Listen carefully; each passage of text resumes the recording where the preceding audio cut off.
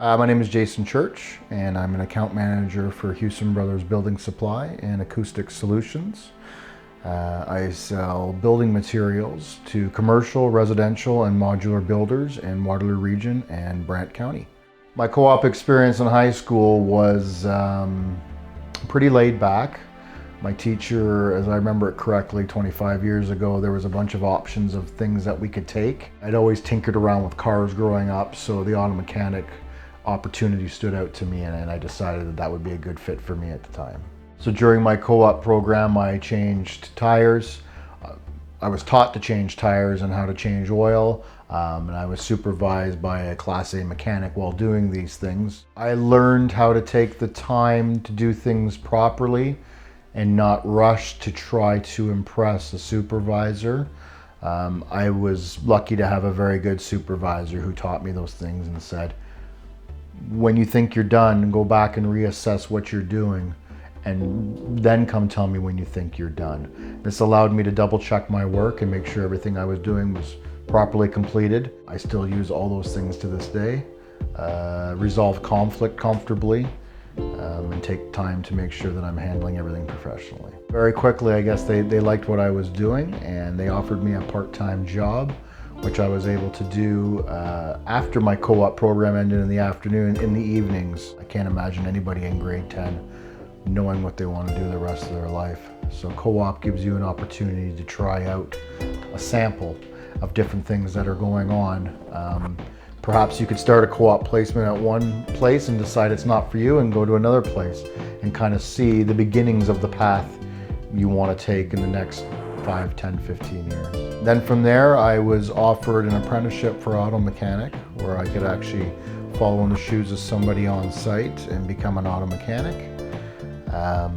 In the late 90s, vehicles were changing very rapidly from analog to digital to electronic, and it just wasn't for me.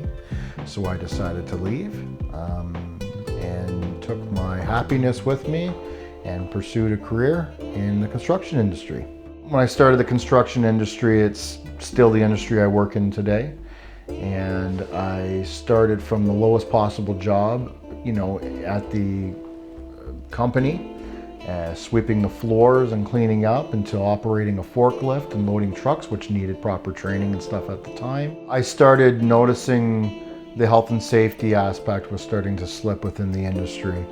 And myself, as well as a lot of other people, thought that needed to change. So I was able to take part-time class work through the Infrastructure Health and Safety Association in Toronto to obtain a Construction Health and Safety Officer designation. So now I'm an account manager for Hewson Brothers Building Supply, outside sales. I was getting a little tired of sitting in an office and not moving around much all day, and I wanted to be back in the field. So now the job that I currently do allows me to do blueprint takeoffs and quote building materials, and then be in the field an hour later, hands-on, seeing what's going on the construction site, talking to my customers.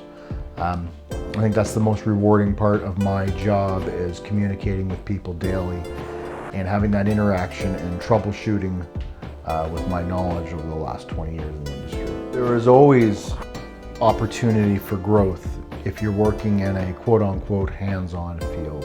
What I mean by hands-on field is something that's always changing. Construction industry is always changing, whether it be through electrical, plumbing, drywall, weatherproofing.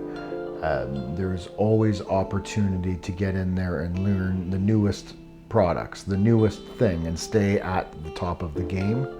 And there's never been a better time for it. There's time. Why do you have to decide at 17 years old what you're going to do for the rest of your life?